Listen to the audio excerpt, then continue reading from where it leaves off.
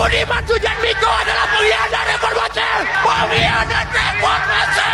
Revolusi, revolusi, revolusi. Nah, orang teriak revolusi, kami nggak ada masalah. Kami hanya ingin, oke, you mau revolusi itu apa gitu. Yang membuat dirimu kemudian berpikir revolusi itu misalnya itemnya apa saja. Kami tuh stay di panggung karena kami meyakini bahwa ini nanti mereda. Habis itu saya mau dengar semua orang yang teriak ini mau dialog. Apa? Dia mau nanya apa? Kita kan mau perbaikan. Maksud saya kan nggak sesimpel kenapa Indonesia rakyatnya masih banyak miskin. Lah justru kita ini mau ke sana gitu. Karena memang dari pemerintah sebelum dari Bung Karno sampai sekarang kan tujuannya bagaimana mengurangi atau menghilangkan kemiskinan. Dan semua presiden itu kan begitu.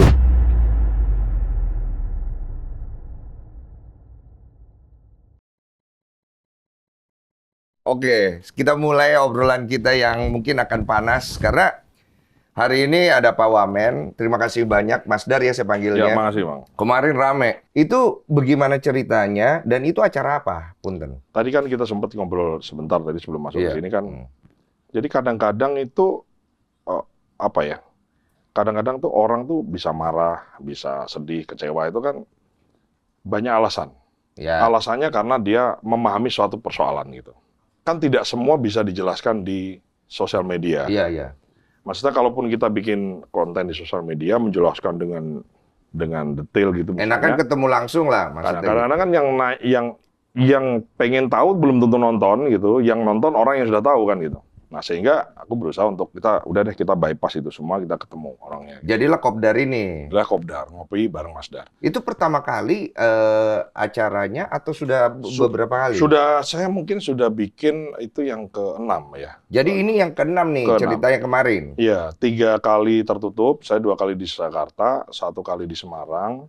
Terus kemudian yang terbuka 1 di Purwokerto, di Unsud, kemudian di UNS Solo, kemudian kemarin terakhir di Itu bukan terakhir lah, tapi terbuka yang di keenam, UGM ya? Iya, di UGM, di UNS maupun di Unsud juga terbuka, Bang. Oke, berarti bintang tamu Pak Nusron tuh bintang tamu.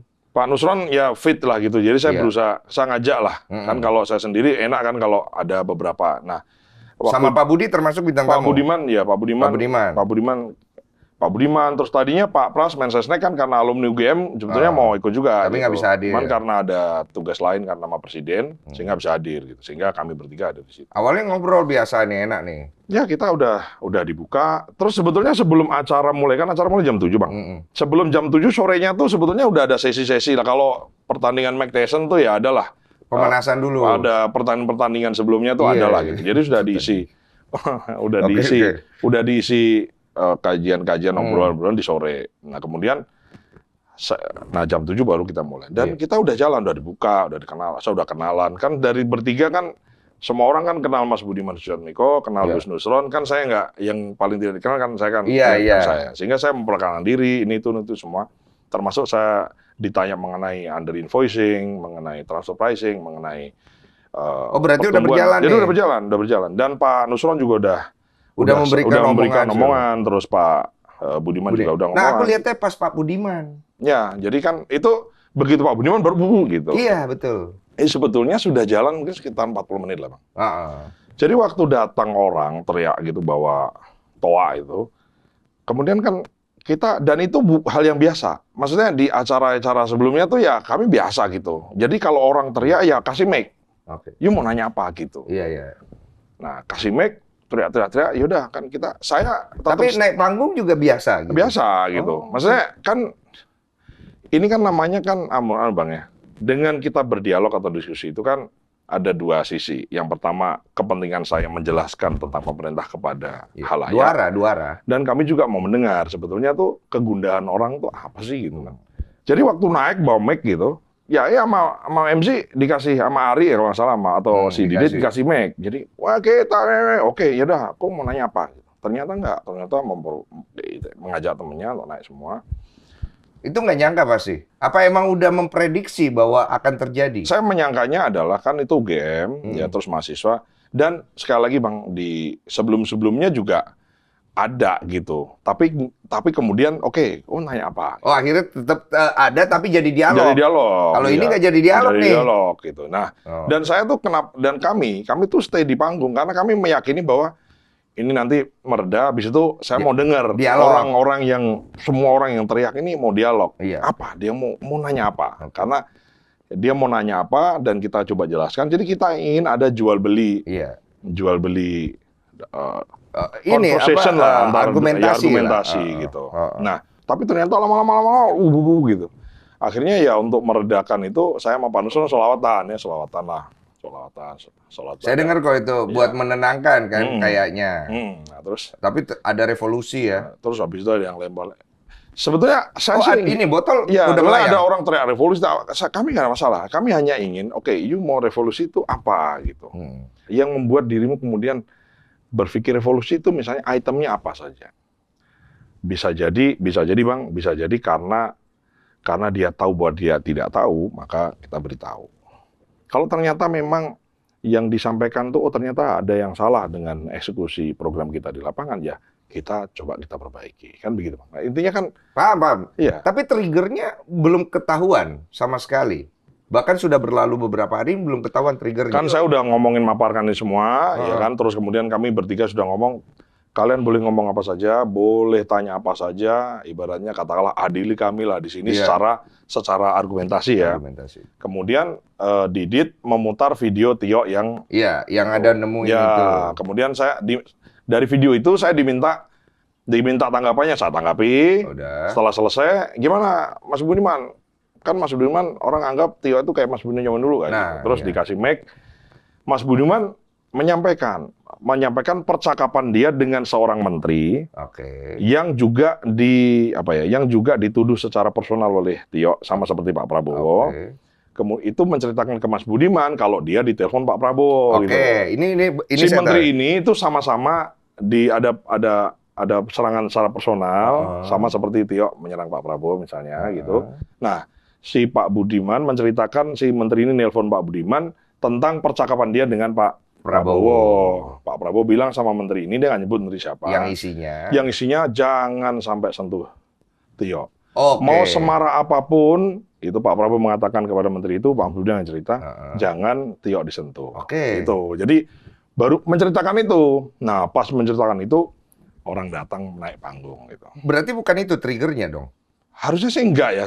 Saya kalau Bang Densu nanya masa sekarang, aku nggak tahu triggernya apa. Jadi setelah mereka teriak-teriak ini nggak ada di poin yang disampaikannya itu. Maksudnya kenapa gitu loh? Nah, justru itu kan yang kita pengen tahu gitu. Makanya begitu udah rame, terus akhirnya kan ada lempar air, terus ada yang berusaha gitu kan. Udah nggak benar. Ada yang berusaha. Kita nggak usah mempermasalahkan itu. Mungkin ada oknum lah biasa. Ya udah pasti. Atau mungkin mau nyolek, kita nggak tahu ya. Apakah itu mukul atau aku nggak ada masalah. Aku nggak mempermasalahkan hal itu. Setelah itu pihak keamanan bilang, Mas, kita kayaknya udah mereka nggak mau diskusi. Kalau nggak mau diskusi ya udah kita mau pulang dong. Panitia nih.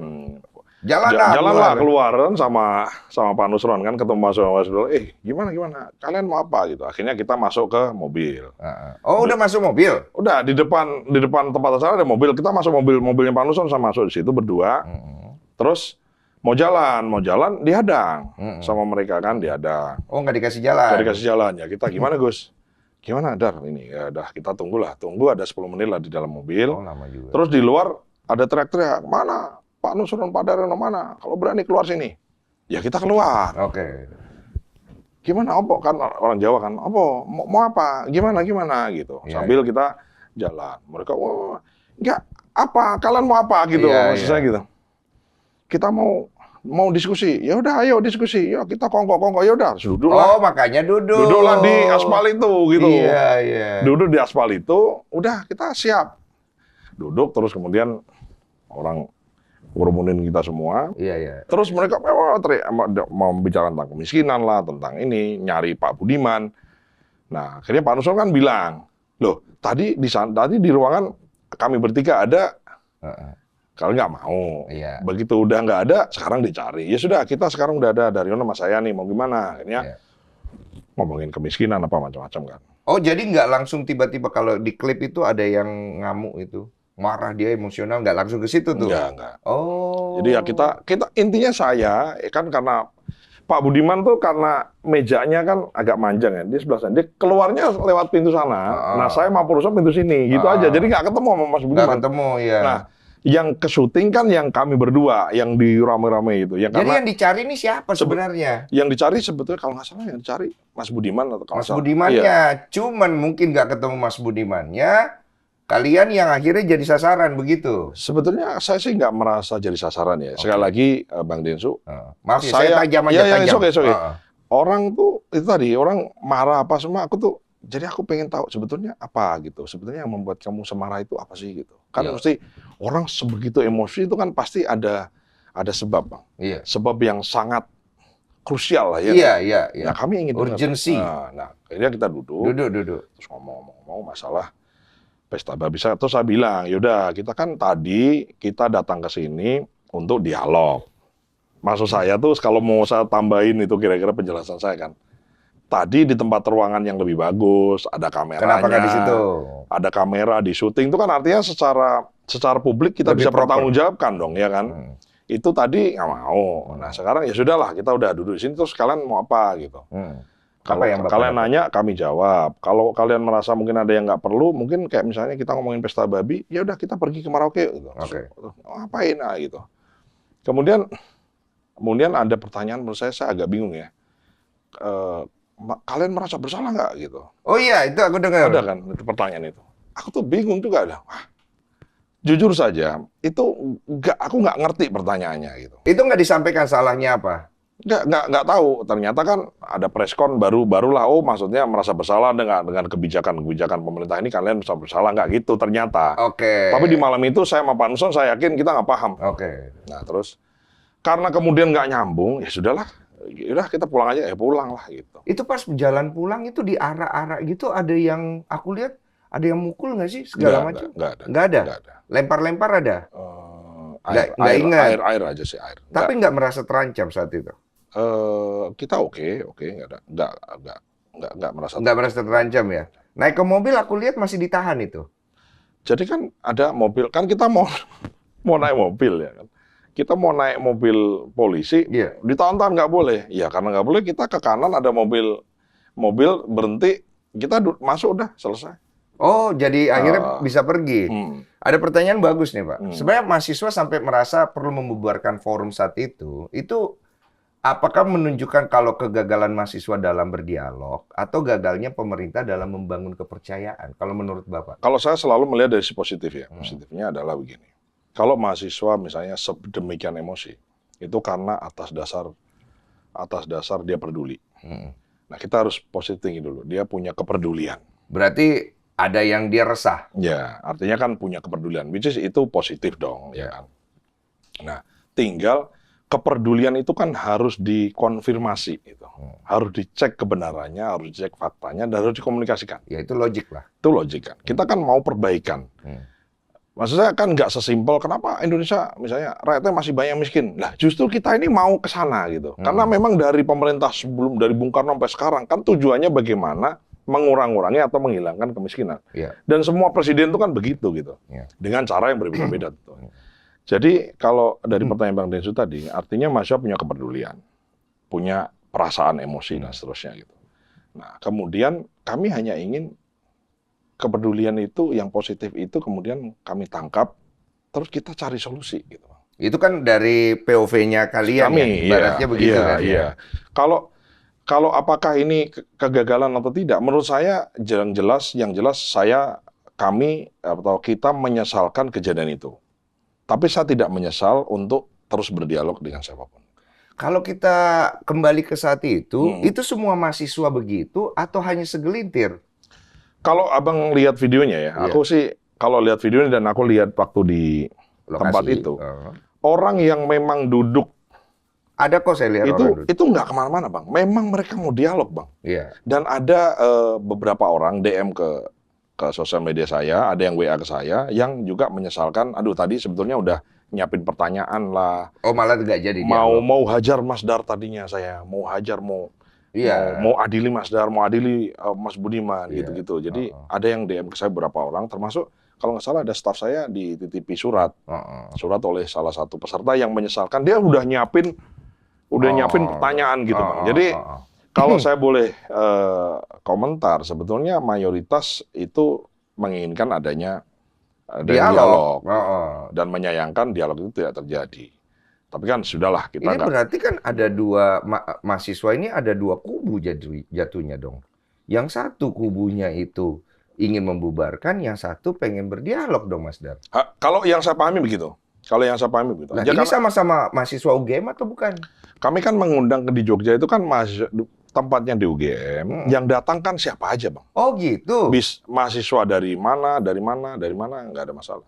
Oh, jadi terbuka publik juga public, gitu. Iya, terbuka publik. Nah, yang protes udah dicek UGM atau bukan? Katanya saya kan nggak punya alat cek ya, tapi saya tanya-tanya ke jaringan, ke teman-teman sih katanya memang mahasiswa UGM. Oh, mahasiswa UGM. Karena gini, saya juga nggak setuju ketika mahasiswa UGM tuh kena imbasnya semua. Betul. Dikarenakan kasus seperti itu, karena kan itu kan segelintir ya. Ya. Nah, kalau UGM yang lain, saya lihat tuh masih ada yang duduk-duduk situ, masih ada yang kooperatif, mereka sepertinya ingin berdialog, tapi karena ada kondisi kayak begini ya, saya juga kalau sebagai mahasiswa bisa terprovokasi atau saya mendingan pergi dari situ. Ya, kan begitu ya? Iya, menghindari keributan kan. Nah, kalau nggak salah kan bikin preskon ya, aliansi mahasiswa UGM kalau nggak salah, kan bikin preskon sehari setelahnya ya. Kayaknya sih dari mereka ya, dari aliansi itu. Aliansi itu. Saya jujur aja Bang, saya nggak kepo siapa orangnya. Saya nggak terlalu penting itu buat saya. Oke, kalau karena bagi saya adalah bagaimana ada tercerahkan. Jadi audiens tercerahkan. Dan saya atau kami itu juga sebagai bagian dari pemerintah itu tercerahkan oleh banyak hal gitu. Kami kan kalau memang tadinya setengah jam itu kan memang pembukaan kan. Saya perkenalan, terus kita membuka satu fakta, terus sambil mengundang orang untuk bertanya. Karena setelah itu rencananya setelah Mas Budiman itu kan rencananya setelah Tio, kalau nggak salah ya, rencana setelah Tio video ini ditampilkan, terus ditanggapi, setelah itu kita berencana lebih banyak, kita mau dengar orang bertanya. Gitu. Berarti akhirnya konteksnya tidak dapat. Berarti biar saya yang luruskan di sini. Punten HP gua.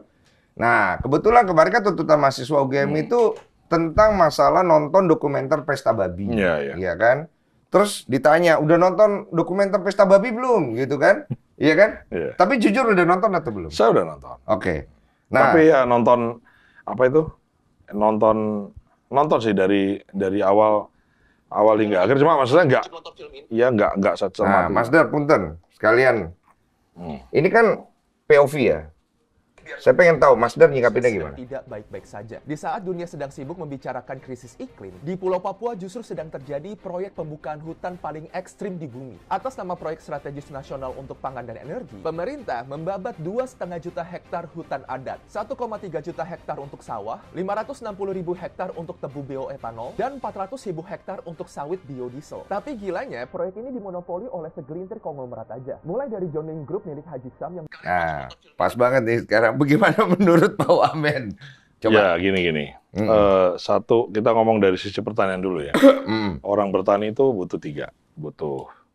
Butuh air, butuh pupuk, sama lahan. Ya, butuh air, pupuk, sama benih. Lahan kan pasti. Maksudnya gini, kita butuh benih, pupuk, sama air. Pupuk bisa kita ciptakan yang di pabrik dan lain-lain, bisa dari pupuk kandang dan seterusnya ya. Pupuk organik juga ada. Terus benih itu bisa kita tangkar. Yang tidak bisa kita ciptakan tuh Bang, itu namanya air. Nah, kenapa misalnya bangun cetak sawahnya tuh kan disebutkan di Merauke ya? Karena di situ tuh adalah lahan rawa kaya air. Jadi kalau Bang Densu, ini kan ada semacam kontradiksi pemahaman orang. Seolah-olah kan datang hutan gede, pohon besar-besar, kemudian main tebang di atas gunung, kemudian yang bikin banjir dan seterusnya. Siapa mau nanam padi di atas gunung? Nggak ada. Kan nggak ada. Karena nggak ada air. Gitu. Nah, jadi kenapa di Merauke, kenapa di Kalimantan Tengah, kenapa di Sumatera Selatan, kenapa di Kalimantan Selatan? Karena di situ ada namanya rawa mineral. Ada rawa gambut, ada rawa mineral. Kita kan cek dulu dong. Kita kan nggak mungkin dong bikin. Oh, berarti dasar dari lahannya itu apakah dia memiliki air mineral? Iya dong, kalau nggak ada air, rawa mineral namanya. Rawa mineral itu ya rawa bukan gambut ya. Nah, artinya kayak air, tinggal airnya itu kemudian dicetak tuh artinya dicetakin sawahnya, kemudian dialirin airnya, taruh dolomit supaya keasaman tanahnya kemudian tidak terlalu asam. Itu Bang. Nah, jadi gini, saya mau katakan begini. Kalau sekarang pilihannya begini, oh itu kan rawa itu kan adalah tempat mata pencariannya Yang tadinya rakyat hutan Papua. kan? Ya, kalau dibilang tidak ada pohon kan salah ya. Nggak mungkin juga Ya, kan, pasti di situ ada banyak pohonnya. pohon. Cuman pohonnya juga abang kalau lihat tuh juga nggak yang pohon yang seolah-olah pohon udah ribuan tahun gitu loh bang. Bukan yang pohon yang kan enggak. Ini saya ada sih, saya nggak tahu gimana caranya. Nggak apa-apa, nanti dikasih gambarnya Kalau aja. ada slide-slide-nya saya bisa kasih Nggak apa-apa, tahu nanti ya. dikasih Jadi aja. memang cetak sawah ya. Cetak sawah ini adalah kegiatan kita nyetak sawah. Di Merauke sekarang kita sudah nyetak kurang lebih 60 atau 80 ribu ya dari target yang banyak itu. Ya. Nah, cetak sawah itu yang dicetak tanah siapa? Mm-mm. Tanahnya orang, tanahnya seseorang. Mm-mm. Kemudian setelah dicetak punya siapa? Punya dia. Jadi ini sebetulnya ya program bantuan pemerintah gitu. Kalau yang cetak sawah program pemerintah yang dari APBN. Gitu. Nah, sebetulnya tuh kita ini kan gini loh bang. Kita ini kan tidak mungkin. Ini kalau ini pendapat saya pribadi. Saya bisa dikatakan komentar ala buzzer silahkan aja. Tapi maksud saya kita ini tidak mungkin membiarkan saudara-saudara kita di Papua itu kita biarkan terus-menerus berburu dan meramu bang. Jahat bang kalau kita mau begitu bang. Di saat orang menikmati kesejahteraan, ya harus kita kasih kesejahteraan. Dan kenapa harus padi? Kenapa kan mereka makan sagu? Di Kementerian Pertanian, kami juga kalau mereka mau nanam sagu, kita kasih sagu. Itu tidak akan menjadi masalah kalau orang-orangnya setuju. Kalau di dalam film Pesta Babi itu, segelintir orang itu menyuarakan ketidaksetujuannya mereka. Paham ya? Sampai sini ya? Nah, bagaimana caranya dari pemerintah sendiri untuk bisa mengklarifikasi apa yang menjadi pembahasan di dalam film Pesta Babi itu ketika ada orang-orang adat yang merasa bahwa tanah mereka dirampas. Nah, ini bagaimana caranya? Solusinya apa? Kan gini ya, ini kan di Papua ini kan banyak klan gitu ya, banyak klan. Ya, itu ya. Nah, maksudnya gini, kita nggak usah ngomong Papua lah, kita ngomong misalnya bangun jalan tol lah gitu. Bangun jalan tol tuh kan nggak semua orang tuh kan mau dibangun jalan tol misalnya. Ya, nggak usah di Indonesia deh, di China tuh pasti kan ada lah yang nggak mau. Ya sudah, kalau yang nggak mau ya sudah, maunya bagaimana? Nah, mayoritasnya mau. Makanya ada Mama Sintala, siapa itu? Oh, jadi klaimnya adalah mayoritas mau. Kan, ada beberapa pihak tidak mau, tapi bukan mayoritas. Yang dieksploitasi secara visualnya adalah yang tidak mau. Kan tidak diwawancarai yang mau, Bang, gitu. Kan itu kan artinya itu kan yang tidak berimbang menurut kami ya, itu kan di situ. Cuma ya sekali lagi saya selalu melihat dari sisi positif. Udahlah, ya memang oke, kalau ada pesta babi ya sudah. Kalau begitu kita memang harus perbaiki lagi kalau ada yang nggak setuju kenapa nggak setuju dan seterusnya. Ya, which is oke. Yang kami sesalkan adalah bagaimana ketidaksetujuan itu kemudian ini sekali lagi pendapat saya ya, itu kemudian dieksploitasi sedemikian rupa. Kemudian seolah-olah seluruh Papua nggak setuju, kan salah. Kan kalau sekarang bagaimana kita membuktikannya? Berarti kita harus pergi ke sana dong. Ya yuk, kemarin kita panggil gubernur, panggil bupati. Itu golongan kalian, maaf enggak, tapi maksudnya gini aja biar fair. Bukan, maksud saya kalau pergi ke sana nggak ada masalah. Cuma saya mau cerita, maksud saya kemarin kita panggil gubernur dan bupati se-Papua ke Kementan. Oke, perlu apa? Itu mereka, bupati itu minta, Pak boleh cetak sawah tempat saya dari 500 jadi 1.000. Dan ternyata memang dirasakan gitu, Bang. Iya. Dirasakan. Kalau itu oke. Maksud saya nanti apakah itu benar klaimnya bupati itu benar apa enggak? Kita nggak ada masalah. Betul, tapi kan masyarakat itu kan nggak percaya lagi begituan. Ini nggak ada masalah. Saya bukan berusaha menyerang. Saya berdiri di tengah untuk mewakilkan keresahan masyarakat karena saya juga masyarakat. Mereka udah nggak percaya. Kita nggak ada masalah, Bang. Kalau kita mau nengok ke sana, ayo aja, nggak ada masalah. Kan kemarin mahasiswa juga kita tawarin, sudah nanti kita atur deh kapan kita ke sana. Ada yang mau nggak akhirnya dari volunteer yang kemarin mahasiswa di UGM? Pas malam itu sih bilangnya ngapain gitu. Ya gimana sih gitu. Nah, bahkan saya di beberapa kemarin kan saya ada wawancara TV ya. Jadi saya siap, masa gini, saya tidak benci, tidak marah, tapi aku tuh gimana ya Bang? Aku tuh positif lah mana itu Bang. Iya, tapi bingung juga kan. Maksud saya pengen di forum ini kan ada syuting. Ini anggaplah forum juga lah ya. Jadi saya juga ingin mengajak mereka itu kemudian satu mau berdialog. Kalau berdialog kemudian kalau memang kita mau pergi ke sana, ayo kita pergi ke sana. Ya. Intinya kita cari apa yang menjadi kegundahanmu. Kita berusaha Kalau memang cukup dengan kita omongin, oke. Kalau memang perlu kita buktikan, ayo kita pergi ke sana. Nah, berani Bang. nggak Mas Dar menerima challenge dari saya untuk mengajak teman-teman konten kreator, influencer yang menurut saya punya peran aktif di sosial media yang kontra. Artinya mereka yang merasa bahwa pesta babi ini adalah suatu yang general terjadi di Papua terhadap masyarakat adat yang dikriminalisasi, kalau bahasanya begitu. Untuk Mas Dar buka peluang buat mereka, ayo kita berangkat sama-sama. Jangan yang pro, yang kontra. Iya, nggak ada masalah, Bang. Nggak ada masalah ya? Nggak masalah. Nah, ini Mas Dar udah ngomong nih. Iya. Siap. Ini gue dapat nih kalau kayak begini. Cocok nih sebenarnya. Padahal sebenarnya dia cocok nih untuk jadi ajudannya Pak Prabowo sebenarnya. Karena saya dengar selama 5 tahun beliau ini pernah menjadi ajudan Pak Prabowo, cuman sayangnya dia belok gitu. Tapi Kok belok? bukan, maksudnya bukan belok ini, maksudnya belok ke arah yang lain. Sempat akhirnya mencalonkan diri jadi gubernur lah apa segala macam. Bukan. Kalau itu kan namanya namanya kan karir politik, Bang. Tapi ya aku kan? mau nanya, kenapa nggak diterusin? Apa itu? Jadi seskap loh sekarang. Oke, saya gini, Bang. Saya orang yang sangat bersyukur dengan apa yang saya terima hari ini. Iya. Maksud saya berasal dari sana desa, Bang. Orang tua saya Iya, nggak saya lulus tahu sekolah, itu ya kan? historinya, ya. Nah, terus kita dulu susahnya gimana? Mohon maaf ya, saya punya sesimpel gini, Bang. Saya waktu magang di Angkatan Laut, saya diajak sama komandan saya makan soto Madura di pinggir jalan. Makan kan. Itu pertama kali aku makan soto Madura. Apalah, aku pikirkan sama soto semua sama, ternyata beda. Makan, wah enak, Bang. Terus si komandan saya tuh bilang gini, Dadar, udah, mau nambah aja. Udah nggak apa-apa, nambah lagi. Enak, ini nambah lagi. Aku bilang, boleh ya nambah ya. Gitu. Itu, Bang. Boleh nambah makan di soto Madura. Sampai sekarang saya ingat, Bang. Tapi maksud saya mau bilang bahwa saya tuh oke, Bang. Saya nggak pernah, saya ditugasi apa aja sama Pak Prabowo, saya kerjakan. Saya jadi aspri 5 tahun, tinggal serumah sama beliau. Nah, kemudian pagi ketemu, siang ketemu, di mobil ketemu, ya kan. Nah, dulu kan Pak Prabowo kan bukan pejabat kan. Iya, waktu ya itu kan? masih pengusaha ya. Pengusaha. Jadi, Berarti waktu zamannya Mas Dar nemenin Pak Prabowo, Pak Prabowo ikut kampanye belum ya?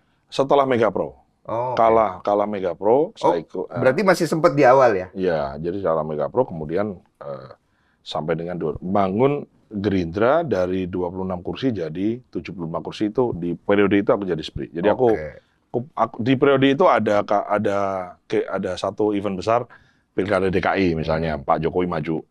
Dan ada Pilpres 2014 kan penuh dengan drama lah. Berarti tahu banget dong tentang Ya, Pak tahu. Prabowo ya. Tahu, ya, Ya lumayan. minimal ya selama 5 tahun itu. Aku pengen nanya satu hal masalah itu. Kalau nggak mau jawab nggak apa-apa. Menurut Bapak, Pak Prabowo itu main sosmed nggak? Nonton sosmed. Oke, nonton sosmed. Tapi aktif nggak? Aktif tuh gimana? Aktif tuh kayak kita nih yang memang ngelihat gitu. Bisa habis waktu sejam 2 jam kita lihat gitu. Nonton dan aktif. Aktif. Aktifnya dari inisiatif Pak Prabowo sendiri atau dari orang sekitar kayak Bapak gitu ngasih tahu gitu. Inisiatif beliau sendiri. Kalau kayak begitu kebiasaan itu kan harusnya ikut sampai sekarang. Mas Eko tuh gimana? Karena banyak sekali di media itu menyatakan bahwa Pak Prabowo itu kesannya dia itu tidak mendapatkan informasi yang aktual dan cepat. Dapat. Oke. Nah, kalau memang dapat, harusnya kan informasi itu cepat dikelola dan kemudian direspon dengan baiknya. Ya gini, ini sekali lagi pengamatan saya. Iya. Jadi kan pemimpin atau presiden itu kan satu orang. Beliau kemudian nonton, memahami suatu situasi. Betul, sama gitu. ya kayak kita. Kemudian kan gitu. tersampaikan kepada misalnya pihak yang memang membidangi itu. Iya, dia memanggil. Memanggil, terus kadang-kadang kan misalnya rame-rame ngomong BOP, ya sudah kalau gitu. Kemudian beliau sendiri yang kadang juga harus menjelaskan turun kepada tangan sendiri. Ya, turun tangan sendiri gitu. Terus dan kalau Bang Densu ikuti kan, cuman kan gini Bang. Ini sekali lagi pendapat Pribadi ya. ya. Jadi pemimpin kan nggak bisa kemudian reaktif gitu. Setiap orang apa kemudian bereaksi, Bang. Maksudnya kalau itu nggak gimana coba? Paham. Ya. Harus ada yang diprioritaskan, Betul harus dong, ada betul yang dong. ini. Kan kita mendengar ya, gitu. Misalnya MBG. Contoh paling kelihatan lah MBG. Orang mengkritik MBG itu dari kapan gitu. Iya. Nah, beliau berusaha untuk Dan sudah dapat masukan, ada misalnya, kan selain dari sosmed kan, mohon maaf kalau presiden itu kan punya intel, punya... Itu dia ini maksudnya, itu yang menjadi keresahan masyarakat. Ya masyarakat merasa bahwa kan Bapak Presiden nggak mungkin kan nggak banyak orang yang ngasih tahu. Iya, iya. Tapi kok slow respon, ngerti kan? Sebetulnya gini, ya itu tadi Bang. Ini kalau saya membayangkan diri saya di posisi itu, atau membayangkan posisi Abang di situ, kan slow response itu kan karena kita maunya, ini fakta loh, ini harusnya gitu. Ya. Nah, sekali lagi Bang, orang berpendapat, itu kan orang berpendapat sesuatu. Boleh mengutarakan apa saja. Boleh. Tapi kan di sisi lain, ada orang yang punya pendapat yang juga berbeda dengan pendapat. Betul. Kan sama-sama minta didengar semua Bang. Betul. Nah, pemimpin itu kan mendengar yang sana, yang kanan, yang kiri, yang depan, yang pojok-pojok kita dengerin semua. Sehingga kita kan juga tidak boleh mengambil sebuah keputusan berdasarkan satu keputusan yang betul-betul keputusan itu harus betul-betul cross check betul gitu. Iya. Supaya nggak keliru keputusan. Sampai sini kita semua paham itu. Nah, sampai sini kita semua paham, Mas. Iya, makanya. Nah, artinya, ini saya mungkin nggak ada masalah. Aku dituduh makanya misalnya. aku menyayangkan Mas Dar nggak seskap. Kalau iya langsung enak nih, soalnya saya menunggu seskap duduk di sini. Kalau seskap memang punya waktu, saya berharap bisa ada di sini. Karena kenapa? Saya punya kebutuhan adalah bagaimana masyarakat itu bisa terjawab keresahannya seperti apa yang dilakukan oleh Mas Dar di sini.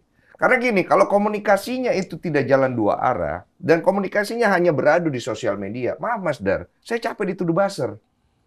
Semua orang capek dituduh buzzer. Ketika kita bicara tentang kebijakan pemerintah yang bagus, kita jadi buzzer. Ketika kita tidak kritik pemerintah, kita jadi buzzer. Nah sekarang gini, saya punya keresahan pada pemerintah. Karena saya adalah rakyat. Tapi kan saya juga nggak mau jadi buzzer gitu. Tiba-tiba kenapa saya jadi buzzer gitu loh. Kalau boleh saya lanjutkan ke lain. Siap, monggo. Ya, artinya kan dalam mengambil keputusan itu kan gini, orang itu melihat Pak Prabowo itu kan Kopassus gitu ya. Iya betul. Terus gagah, pegang pasukan gitu, seolah-olah emosional. Enggak, Pak Prabowo itu di situasi yang penting itu tidak emosional. Penuh pertimbangan. Ini ngomongan dari pengalaman ya? Ya, dari pengalaman. Ini bisa saya pegang? Ya, bisa. Misalnya contoh saya sendiri lah, misalnya Pilpres 2014. Semua pendukungnya, kan kita ini kan adalah ya, mohon maaf ini ya, adalah kedongkolan lah dulu ya terhadap Pak Jokowi gitu. Normal. Karena kan merasa Pak Prabowo ini kan dulu dukung Pak Jokowi jadi gubernur, terus akhirnya ngalahkan. Normal, iya. Bahkan ada satu kejadian yang ini saya sendiri lakukan, itu kan kami mau memboikot Pak Prabowo supaya nggak pergi ke pelantikannya Pak Jokowi 2014. Karena ada kedongkolan itu. Gitu. Dia itu biasa. Tapi apa yang dilakukan Pak Prabowo? Pak Prabowo mengatakan bahwa enggak, emosional ini nggak bisa diteruskan. Kita boleh tidak suka, kita boleh marah, kita boleh kecewa, kita boleh apapun, tapi kepentingan negara, saya katakanlah itu Pak Prabowo katakanlah sebagai penjuru itu tidak boleh menyiram bensin di bara api. Harus menjadi sejuk karena tujuannya tuh kepentingan nasional gitu. Nah, maksud saya itu akhirnya iya ya, akhirnya turun, Bang. Jadi pendukungnya emosional, tapi pemimpinnya tuh sejuk, Bang. Jadi dari yang aku tangkap, Pak Prabowo ini nggak memikirkan egonya dia, tapi dia memikirkan kepentingan orang banyak. Dari situ kan POV-nya kan. Iya. Karena gini, sesimpel yang saya pahami itu adalah gini, ngapain saya bakar negara saya, yang negara saya pertaruhkan nyawa, pergi perang pertaruhkan nyawa untuk negara ini. Kan gitu, Bang. Ya, kalau itu make sense. Make sense di situ. Sehingga di situasi kritis, beliau itu tidak emosional. Oke, berarti yang saya tangkap tidak emosional. Apa yang menurut emosional itu bukan marah ya, emosional dalam mengambil keputusan gegabah. Iya. Apa yang menurut Mas Dar selama pengalaman Mas Dar dengan Pak Prabowo yang menjadi keunggulan Pak Prabowo? Gini, ini kan pendapat pribadi. Iya, pendapat pribadi. Saya punya ungkapan. Pak Prabowo itu suffering of knowing.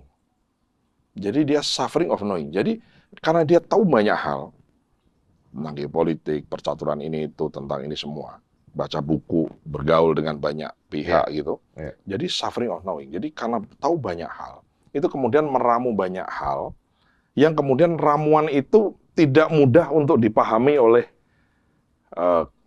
Orang lain. gitu. Orang lain itu dalam arti publik lah katakanlah gitu.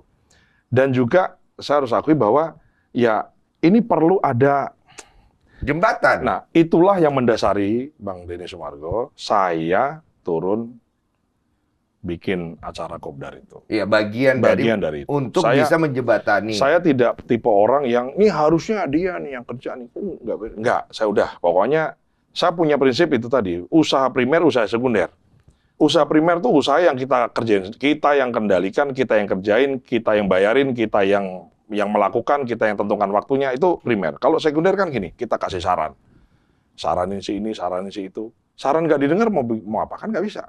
Ya nggak apa-apa. Maka daripada kita bergantung sama usaha sekunder menyarankan ini dan itu kepada Iya. orang lain yang belum tentu dikerjakan, Iya. aku kerjain sendiri. Itu prinsipnya di situ, Bang. Iya, akhirnya kan Saya merasa bahwa suffering or knowing dari Pak Prabowo yang tahu banyak hal tadi itu, saya merasa saya ngerti gitu karena saya pernah hidup bareng sama beliau sama iya, Mami, sehingga aku berkeinginan privilege ini mau saya pakai, Bang. mencoba membantu membahasakannya. Yes, Itu correct. bahasa sederhananya That's kan. correct, iya. Cuma Karena itu kan- privilege. Betul. Mami. Cuma kan kalau Masdar bergerak sendiri, yang lainnya nggak ikut, itu kan juga tidak akan merata. Dan kulihat memang sudah beberapa lain ikut. Ada Pelan-pelan. Pak Budiman, Juliet Miko di forum yang lain kan juga ngumpulin mahasiswa, ngumpulin siapa, Pak Nusron, kemudian Pak Fadlizon, apa. Akhirnya ya berusaha orang yang memahami Pak Prabowo, memahami programnya, kemudian dijelaskan. Punten, Masdar. Ini pribadi. Dan mohon maaf, tambah sedikit. Iya, gitu. Dan itulah kenapa. Yang tadinya saya itu maunya komunikasinya tuh udah deh kita biar ngomong dari hati ke hati, Iya. nggak usah disyuting deh, kita tertutup aja. Iya. Aku bikin acara 3 kali tertutup, Bang. Cuma aku pikir kalau tertutup ya dipahami oleh Segelintir 500 saja. orang di situ lah gitu. Iya, Tapi iya. pikir terus waktu diajak, maksudnya waktu ada ide gimana kalau sekalian kita syuting deh sama Total Politik, jadi agak anak muda lah gitu, terus nggak terlalu formal gimana gitu. Terus aku bilang, oh boleh juga ya. Kita meyakinkan orang yang ada di situ dan meyakinkan orang yang nonton. Gitu. Maksud Iya. saya kita berusaha. Kalau itu menurut aku itu punya objektif yang luas ya.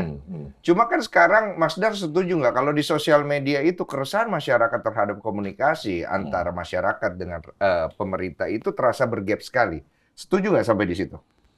Terasa bergap sekali. Itu dulu deh. Ada gapnya ya. Ada gapnya. Besar nggak menurut Masdar? Menurut saya gini, kalau besar kecil itu memang relatif ya. Relatif.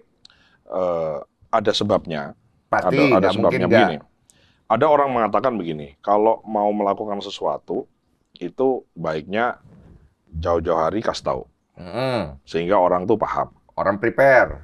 Ada juga mengatakan, loh kalau kita melakukan sesuatu yang besar, itu kalau kita kasih jauh-jauh hari dan sesuatu yang besar yang kita lakukan tuh merugikan bagi segelintir orang yang barangkali berpengaruh. Maka kalau kita lakukan, oke ya nanti saya mau umumkan satu hal yang kebijakan yang drastis yang kemudian mungkin merugikan beberapa pihak gitu, kira-kira 3 bulan lagi. Iya kira-kira ya diganggu dari sekarang.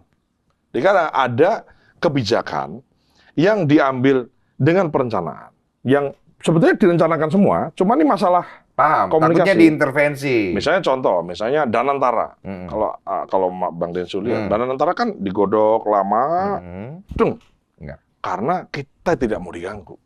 Tidak mau ada intervensi. Ya, tidak mau intervensi kan bisa aja memang ada orang yang nggak mau gitu. Punten, kalau dari sini saya nangkep berarti negara punya musuh. Ada dong. Deep state, ada orang-orang yang selama ini makan dari inefisiensi dari anggaran kita, ada orang-orang yang selama ini under invoicing, ada orang-orang yang selama ini transfer pricing, ada orang-orang yang selama ini punya kebun sawit yang tidak secara ilegal, kenapa dia dikasih izin misalnya 5.000 hektar, dia bikin 8.000, 3.000-nya ilegal. Ada orang yang punya tambang ilegal, banyak Bang. Kenapa tidak dieksekusi? Maksudnya Kan dieksekusi sama Presiden. beberapa. Kan sudah. Sudah 5 juta hektar, Bang. 5 Iya, juta lahan yang hektar diambil lahan balik, kan? sawit, kebun sawit ilegal disita sama negara.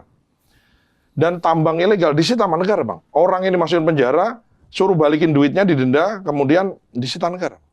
Jadi kejaksaan itu kan ada ditampilkan Ya, kita uang bisa banyak. lihat Itu kan uang kewajiban dari orang yang memang orangnya diadili, disuruh bayar denda, terus barangnya disita. Nah ini maksud aku, kalau hari-hari kita itu bisa ngobrol kayak gini, Mas, masyarakat itu akan lebih bisa mengerti bapaknya.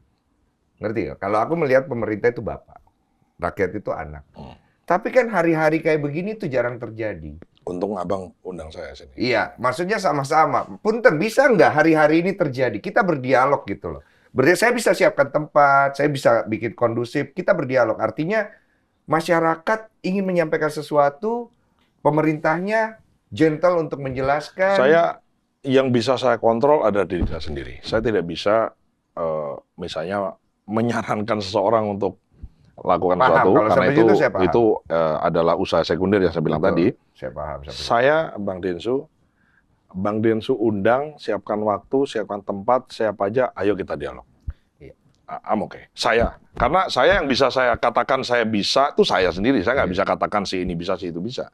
Itu aja. Karena menurut saya di sini banyak sekali hal yang perlu kita obrolin, Mas. Punten. Kehadiran Mas Dar buat saya adalah salah satu contoh hal yang saya harapkan ke depan supaya masyarakat bisa berdialog. Apa yang Mas Dar sudah bangun itu adalah sebuah resume baik yang bisa kemudian diikuti oleh pihak lain. Saya setuju, Mas Dar hanya bisa mengontrol part Mas Dar. Yang lain... Nah, aku ditanya yang lain, setahu saya bisa saja. Betul. Cuma kan kembali bahwa pemerintahan kita itu harus bisa membuat ruang transparansi. Ya. Transparansi itu dimulai dari apa? Kita ngobrol dulu. Betul. Kalau ngobrol saja udah susah, bagaimana kita pengen untuk melihat negara ini maju sama-sama?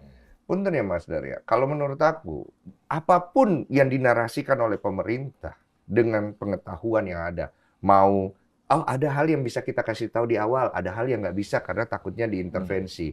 Tetap anak-anaknya harus dia bawa.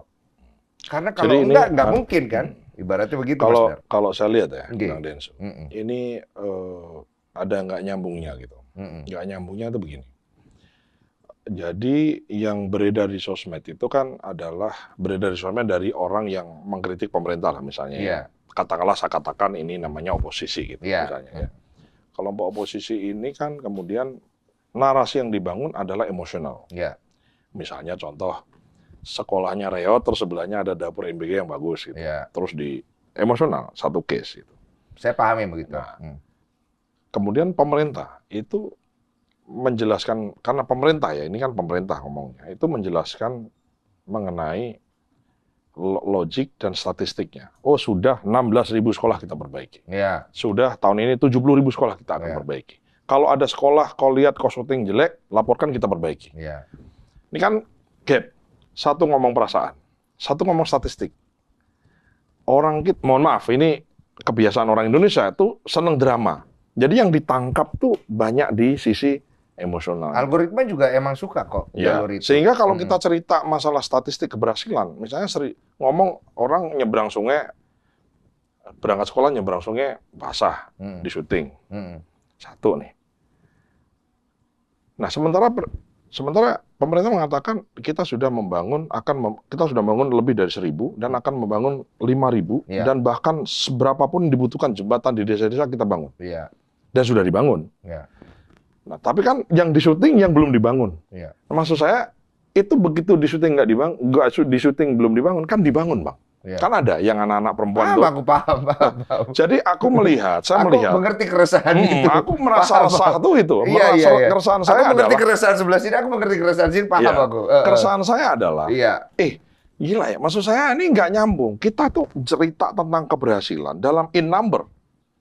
Sekian, kita irigasi kita perbaiki. Sekian 8.000 titik kita perbaiki. Tidak ada gitu jadinya. Jadi seolah-olah kemudian gini, ini kan katakanlah yang sudah kita kerjakan 99% misalnya. Yang diomongin 1%, tapi dengan perasaan dayu-dayu dan lain-lain, as if bahwa pemerintah tuh nggak peduli. Itu menurut saya nggak fair. Paham. Itu nggak fair. Dan di sini aku sekali lagi ngobrol sama Bang Densu tuh, aku juga pengen mendengar. Sebetulnya sebaiknya bagaimana? Kita telah melakukan banyak hal. Orang ngomong misalnya ya, mohon maaf, orang komen di komen saya, Pak, ini tempat saya pupuk mahal. Saya tuh Pak, kalau ada urusan pupuk, ada sesuatu fakta tentang pertanian yang saya kuasai karena saya di Wakil Menteri Pertanian, aku screenshot, ada WA aku forward kemana-mana, aku cek. Begitu dicek, ternyata enggak, dia sopir, dia enggak petani, dia enggak tahu, dia hanya latah aja gitu. Maksudnya gitu, ada case-case begitu gitu. Orang ngomong misalnya, Pak, di tempat ini beras mahal, Pak. Ini beras 18.000, ini gimana? Wah, beras premium kok mahal sekali. Beras premium kan cuman... Ini yang ngomong siapa gitu? Ya kan, Bener beras apa premium, enggak? ya, beras premium kan ada Iya, HET-nya kan 14.900. Wah, aku suruh telusuri. Cari tahu. Begitu telusuri, ternyata dia beli beras khusus. Beras premium dikasih vitamin, kasih protein, kasih ini. Jadi, Miskom. ya, jadi maksud saya itu kan artinya, Bang, Miskom. dia bicara tentang emosi gitu. Iya, Emosi iya, bahwa benar. beras mahal gitu, Bang. Iya, iya. Seolah-olah as if seluruh Indonesia ini beras mahal. Nah, saya melihat satu pola itu, pola pesta babi. Mohon maaf, ini saya ingin sedikit. Cuplikan di mana? Bisa jadi, oke, kalau ada masalah kita perbaiki. Tapi kan narasinya seolah-olah itu terjadi di seluruh tanah Papua. Nah, itu kan nggak adil. Mohon maaf, ini POV Ngerti, dari kalau sisi ini. secara logika itu saya bisa tangkap. Betul, orang Iya. ngomongin misalnya itu tadi, yang paling kelihatan, udah paling bisa dijadikan example contoh adalah ini ada sekolah reuni, sekolahnya udah mabruk nih gini. Terus kemudian ini sebelahnya ada dapur MBG.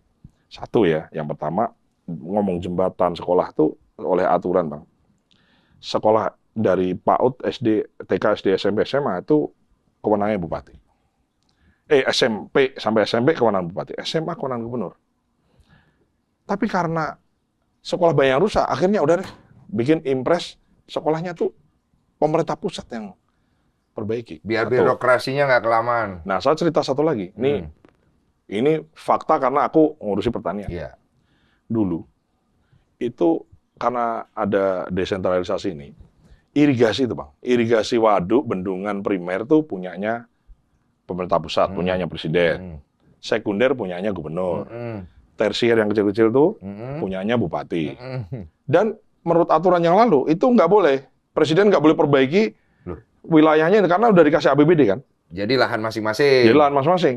Udah kayak Yang terjadi ini. adalah ini waduk dibangun saluran primernya, bupatinya udah siap nih kita, dia bangun tersiernya, gubernur bilang enggak, kita bangun jalan dulu, kita nggak irigasi deh. Wah, Jadi airnya nggak ngalir, Bang. bisa beda lagi.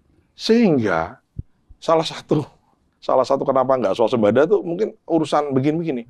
Saya katakan kita semua benci korupsi, Bang, tapi Bang dengan salah ini Iya. berapa triliun muspro. Nah, oleh Presiden Prabowo nggak bener nih. Kebetulan bapakku kan petani ya, jadi suka kasih masukan. Ini begini, ini begitu. Ya, aktual ini ya kan. Ya, jadi di pengalaman langsung di lapangan. Iya, kan udah aku tahu juga nih. udah tahu. Nah, Oh, ini terus pemainnya. Aku bilang sama Pak Presiden, Pak, ini irigasi gini, udah bikin impres irigasi. Jadi irigasi bagiannya gubernur dan bupati yang tidak mau diperbaiki sama kepala daerah, presiden bisa perbaiki. Jadi kita anggarkan 12T, bikin irigasi. Jadi satu pintu. Udah pokoknya, you mau perbaiki nggak mau, kita perbaiki. Jadi Ya satu pintu. udah satu pintu. Iya. Dulu nggak bisa, gitu loh. Karena ada aturan-aturan itu. Artinya, Bang, korupsi kita semua benci, tapi Bang, kebijakan yang keliru Membuka kayak gini nih, peluang untuk korupsi. kayak gini nih kan Iya, ya, paham. rugi, Bang. Iya, membuka peluang gitu. Kita santai dikit, ada pertanyaan dari netizen ya. Oh, ada Bagaimana dengan keresahan harga bahan pokok yang masih terus naik termasuk beras yang ikut mengalami kenaikan? Itu benar ya? Beras ikut mengalami kenaikan ya? Oh, ibu-ibu. 5 kilo iya. Ada ibu-ibu nanya. Aku ngomongin in general ya. Ini bidang saya lah. Jadi harga, kita nggak ngomong beras, ngomong yang lain dulu. Kita ngomong cabai, ngomong bawang merah, ngomong yang lain-lain. Ya. Boleh naik dan bisa turun. Artinya gini, komoditas itu bisa naik, bisa turun. Yang penting apa? Kalau naik, jangan lama-lama harus segera turun. Ya. Kalau turun, jangan lama-lama harus segera naik. Iya. Telur maunya konsumen kan murah. Tapi kan kalau murah, ya mati peternaknya. Nah, maunya peternak mahal. Kalau Ya. mahal, ya konsumennya kan menjerit. Ya. Iya. Sehingga negara itu kemudian hadir di situ, bikin regulasi. Namanya HPP dan HET. Iya. Flooring price, HPP, harga pokok produksi, dan HET, harga eceran tertinggi, ceiling price. Iya. Jadi kalau ada orang jualan telur, nggak bisa jadi konglomerat kaya raya, karena untungnya ketaker. Iya. Nggak boleh ugal-ugalan ngambil keuntungan. Iya, kalau Itu terjadi di telur, di beras, di minyak goreng, di gula pasir, di tepung terigu, di sembako orang bilang. Iya. Kalau sekarang namanya kan bapoting, barang pokok penting. Iya. Nah, kembali ke beras, ada 3 instrumen untuk mengendalikan beras. Beras ini menurut saya adalah satu komoditas yang pengelolaan stok dan harganya itu mungkin paling bagus lah dari sisi negara ya. Kenapa? Karena negara kuasai fisiknya, punya barangnya. Punya lahannya lah. Bukan, punya Bulog tuh punya 5,3 juta gitu. Iya. Jadi Dan banyak yang busuk saya dengar, Pak. ya gini, dulu gini. Iya kan? Saya banyak tahu loh. Orang protes gitu. Iya. Dulu nggak ada yang busuk, sekarang kok banyak yang busuk. Ya Iya. dulu kenapa nggak banyak busuk? Karena dulu barang nggak ada. Iya, Ya, kalau sekarang barangnya banyak. Banyaknya banyak. Sehingga ada nggak gede lah. Tapi itu bisa kita mitigasi untuk pakan ternak dan lain-lain. Which is itu no issue lah. Nah, itu tadi yang aku bilang itu. Yang itu kayak Mbak itu jadi diluruskan aja. Berarti beras itu beras khusus namanya, bukan beras premium. Karena ada beras vitamin, ada mineral gitu-gitu. Oh, yang mengalami kenaikan yang di itu. Tapi kalau masalah yang lain mengalami kenaikan, Bapak udah dapat datanya atau belum? Kita kan ada ininya. Jadi namanya Kementerian Pertanian punya datanya, Badan Pangan Nasional punya datanya, kemudian Kementerian Perdagangan punya datanya. Kalau ada kenaikan, ada entah di mana gitu. Iya. Nah, yang penting itu tadi Bang, kalau naik jangan lama-lama, harus segera turun di harga HIT. Kalau turun harus segera naik, jangan lama-lama, harus di harga HIT karena kita negara itu harus melindungi konsumen dan juga memastikan produsen itu kemudian mendapatkan dan menjaga harga kan, jangan sampai harga ini menjadi kegaduhan. Ada satu pertanyaan menarik juga tadi, kenapa sampai sekarang Indonesia yang selalu bicara tentang soal swasembada pangan, bicara tentang konsep pertanian yang memang makin maju, tapi kok masih impor katanya? Impor apa itu? Impor beras ya? Beras udah nggak impor. Impor beras udah nggak? Nggak impor. Bisa dipastikan sudah tidak impor? Gini, nanti ini kalau dipotong jadi aneh kan? Iya. Beras yang tidak impor tuh adalah beras medium yang selama ini, yang lalu-lalu kita selalu berjuta-juta ton kita impor. Iya. Apakah kemudian kita nggak impor beras? Ada. Impor beras Jepang, buat restoran Jepang. Impor beras basmati. Nah ini yang tidak terkomunikasi dengan baik kadang-kadang, Mas Dar. Waduh ini ada, tapi kan kita ini produksi 34 juta ton misalnya, terus kita impor yang untuk kebutuhan, namanya beras khusus tadi, ada beras basmati, beras Jepang, itu kan ada beberapa kan jenis. Nggak bisa ditanam di sini. Gitu. Iya. Nah itu memang ada importasi, tapi itu mungkin ya berapa ya? Nggak Iya, dia persentasenya nggak sebesar itu. Kecil sekali, 0, karena kan kalau kita bicara, nah ini masalah komunikasi ini kembali. Masalah komunikasi aku bilang nggak nyambung.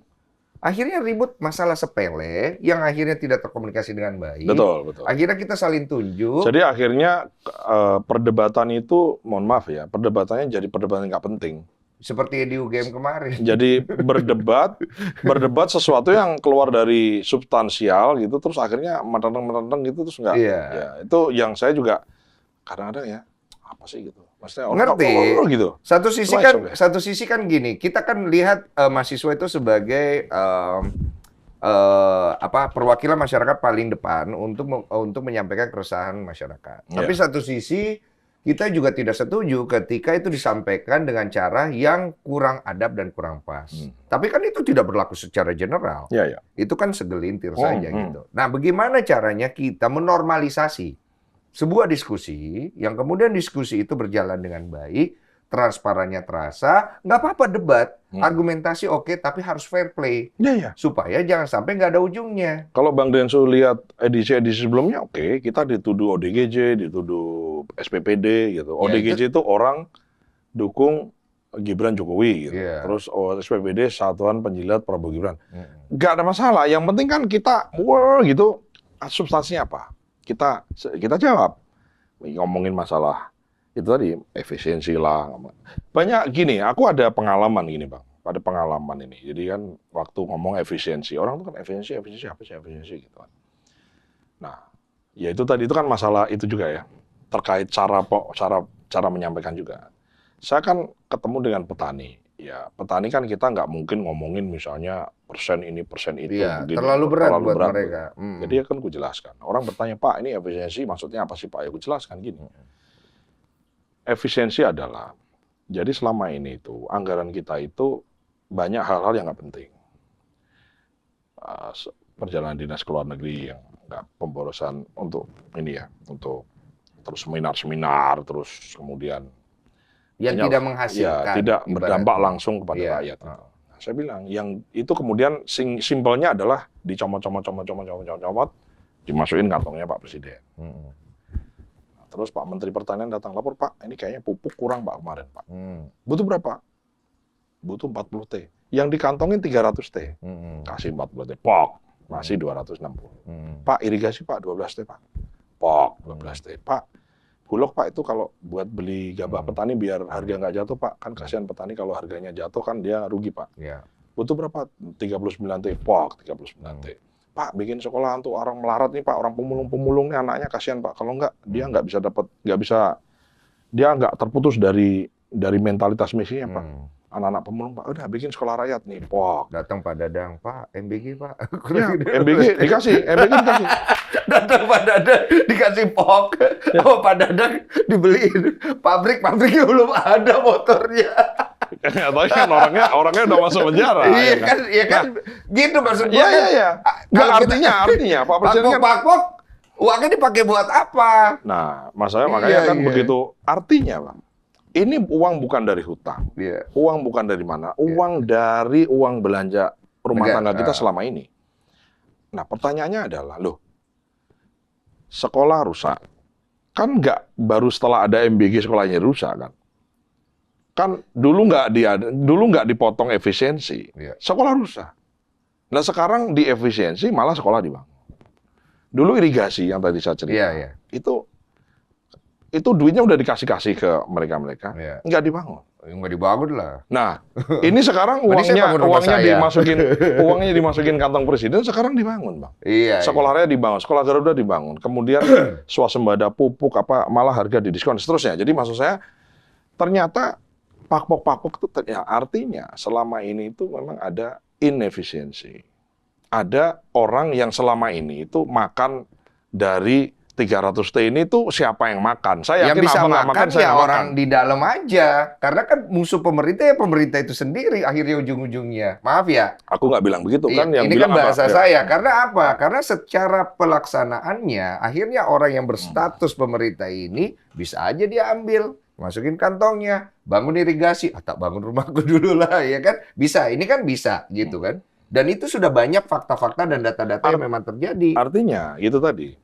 Saya sambungin lagi dengan pernyataan saya sebelumnya. Pak Prabowo ini kan suffering of knowing. Ya, ya anggap dia terlalu banyak Nah, tahu. karena tahu. Sehingga kan ngambil kebijakan yang drastis. Yang mohon maaf, sebagian dari kita ini nggak ngaruh kan, Bang. Efisiensi itu kan sebagian dari kita kan nggak ngaruh. Tapi bagi sebagian orang yang selama ini hidup dari tempat-tempat pos-pos itu kan ngaruh gitu.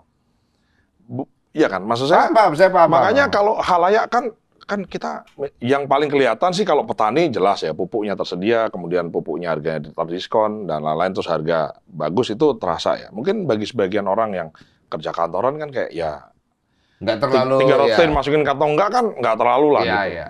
Tapi kan bahwa itu ternyata bermanfaat bagi orang yang di luar dari Ngerti aku, ngerti. Petunjukmu aku paham kok, Iya, Mas. iya, iya. Kan? Karena dari tadi kita ngobrol ini nyambungan Bang, nyambungan sama paham, Abang tapi kan nggak semua orang bisa mencerna itu dengan baik. Betul. Makanya kan yang paling utama dari diskusi kita hari ini adalah bagaimana kita mencari titik tengah antara komunikasi antara pemerintah dengan rakyat, bagaimana bisa duduk bareng, bagaimana itu bisa dibiasakan, bagaimana itu bisa jadi budaya, sehingga apa?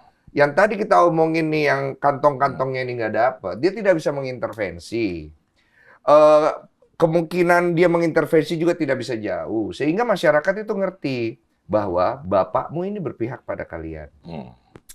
Bukan bapakmu itu nggak peduli, tapi bapak ini sedang mengalami kondisi kayak begini. Nah ini kan komunikasi yang kadang-kadang tidak tersampaikan, Pak. Punten. Iya. Nah itu menurut aku hal yang memang harusnya ini bisa jadi pembahasan yang bisa sampai ke istana. Supaya kalau suatu hari, saya berharap banget Pak Seskap bisa duduk sini atau Pak Prabowo bisa duduk, saya pengen banget ngomong bahwa masyarakat itu sebenarnya banyak yang sayang sama Bapak, tapi mereka resah. Sesimpel ini Bang, saya melihat ya ini karena saya juga orang Pernah, politik ya. Jadi kadang-kadang pendukungnya Pak Presiden kan kalau kita lihat approval rate-nya kan sebetulnya tinggi ya, 75-80% ya. Artinya kan sebetulnya banyak orang yang lebih senang sama Pak Presiden. Kalau itu saya nggak tahu. Enggak, ini aku ngomong, ini kan saya nggak tahu. Nah, kalau cuma itu. akhirnya gini, orang Nah. tuh makanya itulah kenapa saya menginisiasi apapun. Saya ingin jadi lilin kecil yang jadi referensi bagi siapapun di luar sana yang menginginkan informasi. Kadang kan cuma diajak debat di warung kopi sama tetangganya, dia bingung, Bang. Tetangganya hujat terus gitu. Dia mau ngomong apa tuh kadang, aduh apa ya gitu. Nah, ada beberapa orang tuh japri ke saya, makasih Mas Dar. Ini orang nanya gentengisasi, akhirnya aduh kontennya Mas Dar, saya forward ke dia. Maksudnya, ya sekali lagi Bang Densu, saya tidak mau komentar tentang orang lain. The thing that I can do adalah diri saya sendiri, saya bisa, itu adalah 100% saya can control myself gitu. Saya nggak bisa kontrol orang lain. Jadi ya itu, makanya aku Paham. Semoga obrolan kita ini bisa diambil poinnya ya. Karena aku ngerti kok batasannya Mas Dar. Walaupun saya bisa menangkap keresahannya juga ya. Iya kan, karena kan tidak mungkin tidak ada keresahan di dalam internal, pasti ada juga kan satu sama lain. Cuma kan tahu batasan aja, supaya tidak terjadi pergesekan satu sama lain ya Mas Dar ya. Ini semua saya landasi ya dua hal. Satu, saya mencintai Pak Prabowo karena itu orang tua saya, ya kan. Wasilah Pak Prabowo lah, kemudian saya bisa sampai seperti sekarang. Wasilah, artinya rahmat Allah itu kemudian melalui Pak Prabowo. Selain itu juga saya persembahkan untuk bagaimana saya bisa memberikan sumbangsih, mungkin terlihat kelihatan klise, tapi memberikan sumbangsih kepada sebanyak mungkin orang. Tidak mungkin semua orang happy, saya paham, dan tidak mungkin semua keputusan itu pasti membuat happy semua orang, tapi kan keputusan harus diambil. Walaupun dengan resiko Mas Dar akan dicap sebagai penjilat Pak Prabowo. Ya Pak Prabowo orang tua saya, ya kan? Nggak ada masalah. Nggak ada masalah. Saya mengutarakan kebenaran, ya kan? Kita semua punya orang tua kandung saya misalnya ayah atau ibu saya itu misalnya dia nggak sekolah tinggi ya nggak apa-apa, emang kenyataannya begitu kan, saya nggak perlu malu, ya kan. Jadi ya itu cara saya mencintai beliau lah. Saya bukan anak kandungnya Pak Prabowo dan saya bisa sampai sejauh ini ya karena beliau, jadi ya. Dan saya bukan, sekali lagi kalau dibilang penjilat silahkan aja, nggak ada masalah, kan pendapat orang beda. Tapi juga orang yang berpendapat yang lain juga boleh dong, sama bolehnya dengan, sama boleh. Ya kan, orang boleh bilang penjilat, tapi sama bolehnya juga orang mengatakan pemuja, kan boleh gitu. Nah, di luar daripada apa poin yang tadi Mas Dar sampaikan yang membuat Mas Dar akhirnya merasa bahwa Pak Prabowo adalah Bapak Mas Dar dan lain-lain, kasih saya satu hal aja yang menurut Mas Dar fair ya, yang objektif, bahwa why kita harus suka dengan Pak Prabowo. ya Ini berdasarkan pengalaman Mas Ya, Dar ya. ya. Dari pengalaman ya. Ini dari pengalaman Mas Dar. Jadi saya punya banyak nilai-nilai ya, lagi saya tulis nih, lagi saya recall gitu. Jadi Pak Prabowo itu mengatakan kepada kami, dan saya bisa lihat juga beliau itu kalau emosional tuh kalau bicara tentang ibu. Gitu. Kalau beliau bicara tentang ibunya beliau tuh berkaca-kaca. Dan selalu mengatakan, Dar, mumpung ibuku masih ada, udah pokoknya ibu gitu. Oh ya Pak. Ada satu kejadian waktu COVID. Waktu COVID itu kan ibu saya di rumah saya. Pas lebaran haji kalau nggak salah gitu. Nah, terus beliau menhan ya, Menteri Pertahanan. Terus saya, udah deh kita ke Hambalang. Ya, kan nggak banyak tamu karena COVID kan, jadi hanya orang-orang tertentu. Saya sih bisa lah karena saya pernah tinggal di situ. Saja ibu saya, Bang Densu.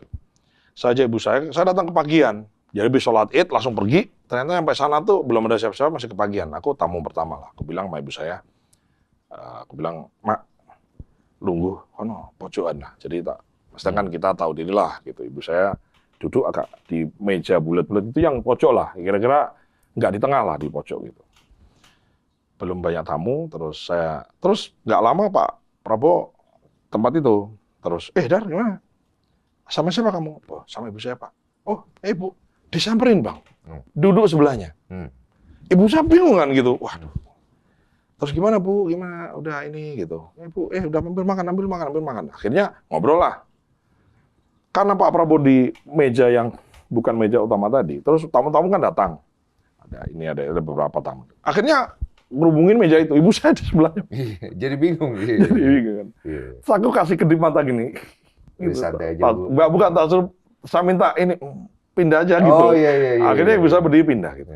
Jadi saya merasa tuh, maksud saya gini, mohon maaf Bang Densu, Iya, my ini kan my mentality adalah I am nobody gitu. Aku selalu mengatakan, saya selalu mengatakan aku tuh aku tuh tukang lap meja lah di rumah itu. Maksudnya, I'm nobody. Saya bukan siapa-siapa di rumah itu, Bang. Aku tukang lap meja aja di situ. Aku tukang lap meja, aku tukang ngepel, ya, tukang bersihin toilet gitu. Tapi Pak Prabowo perlakukan saya kayak gitu. Perlakukan ibu saya kayak gitu, perlakukan saya kayak gitu. Kayak sekarang. Aku saya nggak expect terlalu tinggi.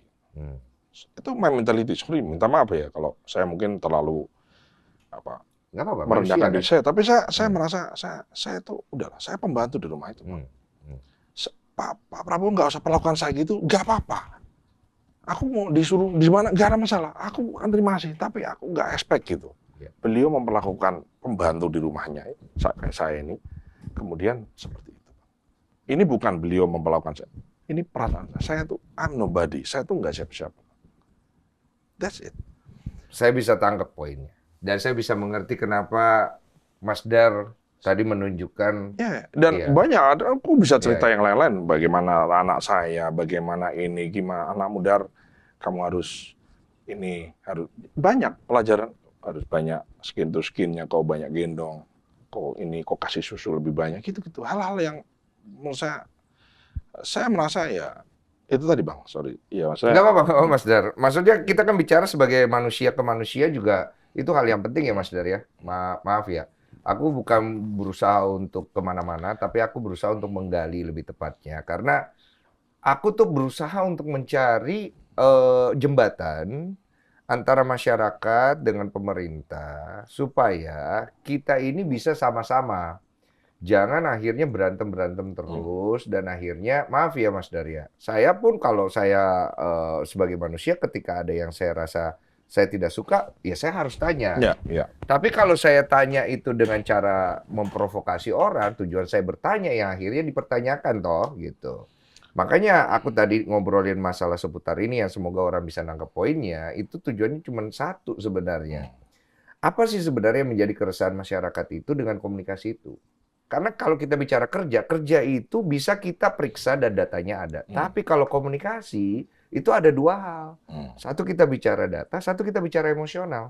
Jadi mananya yang mau kita tonjolkan? Kita bicara tadi POV yang saya tangkap adalah POV baiknya Pak Prabowo ya, dari Mas Dar. Kurangnya sekarang aku mau tahu. Kalau biar fair. Susah ya kalau Abang tanya sama saya kurangnya. Ya. Agak sulit Mas Dar. Aku orang yang mencintai beliau dan aku orang yang mengidolakan beliau. Itu jadi sulit ya? Sulit untuk saya utarakan ya. Nggak bisa, nggak ada. Saya nggak merasa. Tapi saya suka kejujurannya Mas Dar. Ya, maksudnya ya gimana ya Bang? Nggak apa-apa Mas Dar, nggak apa-apa, ngerti aku. Itu sadar dirinya ada gitu. Bukan saya kok sok nggak menutupi nggak ya Bang. Bagi saya Pak Prabowo itu perfect lah. Kalau pas pidato menurut Mas Dar kurang nggak? Pak Prabowo itu pidato pakai hati Bang. Jadi beliau itu bukan politisi yang penuh dengan pentip gitu ya, muka penuh tipu, enggak. Jadi bicara apa yang ada di hatinya itu. Jadi misalnya ya bicara ya. Nah memang ya maksud saya buat saya itu style ya. Aku sih jujur aja ya. Oke-oke saja. Oke-oke aja ya. Walaupun ada kemungkinan masyarakat bisa salah tangkap.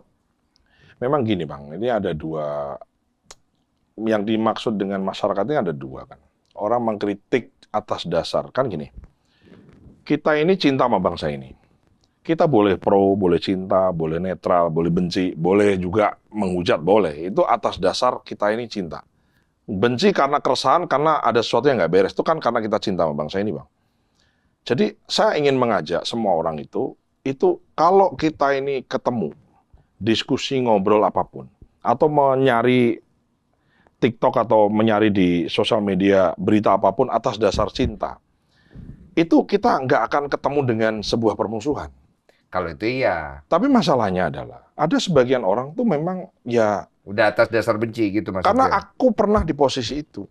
Oh, pernah ada di posisi Pernah dong, itu. kita kan pernah di posisi yang kita membenci Pak Jokowi gitu. Maksud saya enggak, Ya, ngerti, frankly ngerti. speaking. Jadi Ngerti. maksud saya ya saya juga bisa pahami gitu. Orang misalnya dia mungkin pendukung siapa gitu Iya, terus iya. kemudian kalah sama Pak Prabowo, kemudian itu terbawa terus.